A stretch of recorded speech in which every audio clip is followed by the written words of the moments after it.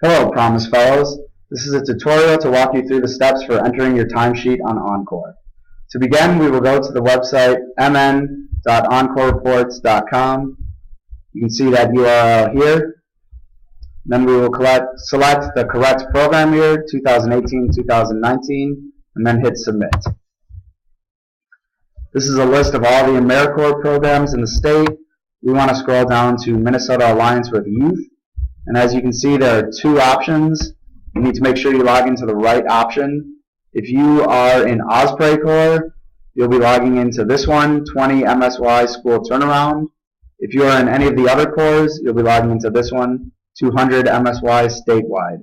Regardless of which one you need to log into, make sure you're logging in as an Americorps member. For the purposes of this tutorial, I'll be using a test account and I'll be logging in through the Statewide Corps. This takes you to the login screen for Encore. You should have received an email with your username and password. Your username will be the first letter of your first name and your full last name. If you're logging in for the first time, your password will be password.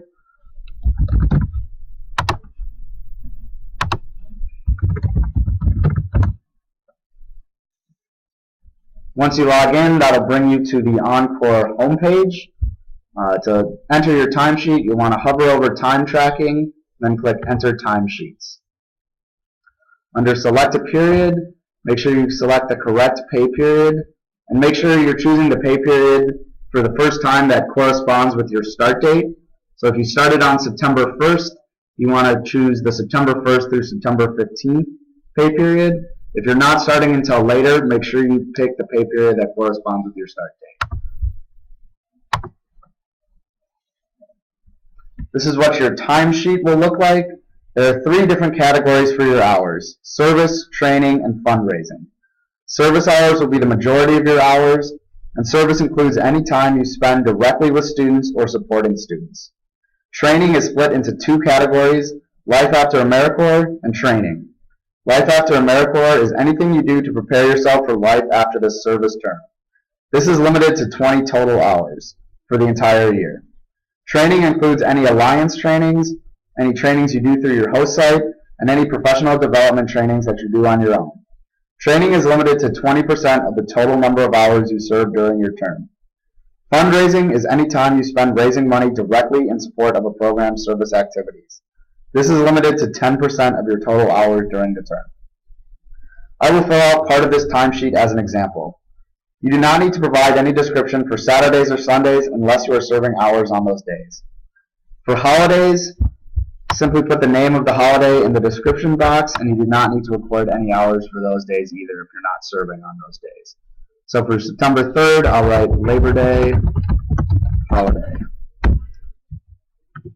For September 4th, I would write traveled to and attended Promise Fellow Kickoff event.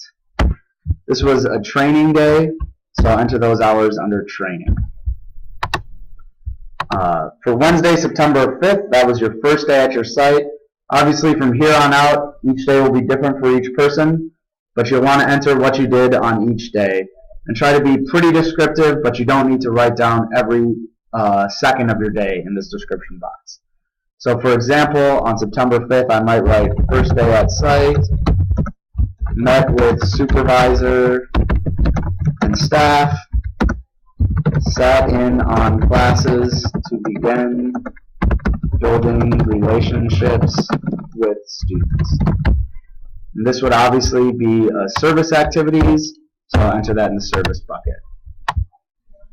On Thursday, I might write sat in on classes to continue building relationships with students. And maybe met with youth success team to begin identifying students who may qualify for my focus list. And again, this would be service activity, so I'll enter it under service. And then just as an example, let's say on Friday you have a staff training day at your site.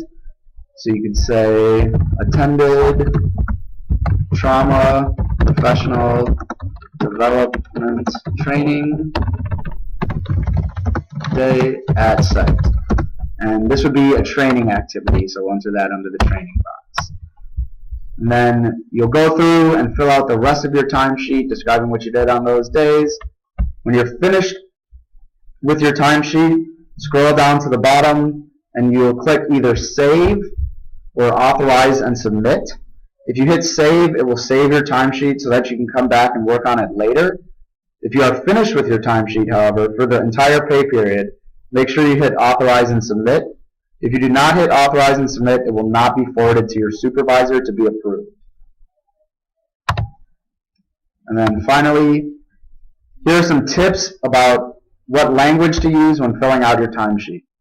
Please try to avoid using the phrase coaching. This implies a paid position. Specify that you are a volunteer coach or supporting students at a practice. Please also avoid using phrases such as testing, proctoring tests, grading papers, assignments or homework, supervising, teaching, subbing, admin tasks, or filling in for staff. These activities are not part of the Promise Fellow model, and if you include them in your timesheet, it can be interpreted as displacement. You are allowed to support staff members in these roles, but you are not allowed to be the sole person responsible for one of these jobs. Please also try to avoid using site-specific phrases such as Check and Connect Mentoring or Avid. This can be confusing for people who are not a part of your site. Phrases such as working from home or focus list students are too general. You need to be more specific about how you are spending your time. Finally, please avoid the phrase testifying in court. Promise Fellows cannot testify in court. You can absolutely provide a caring adult support and accompany a student to court, but you are not allowed to count hours for testifying in court. Thanks for watching this video, and I hope this answered your questions about how to enter a timesheet.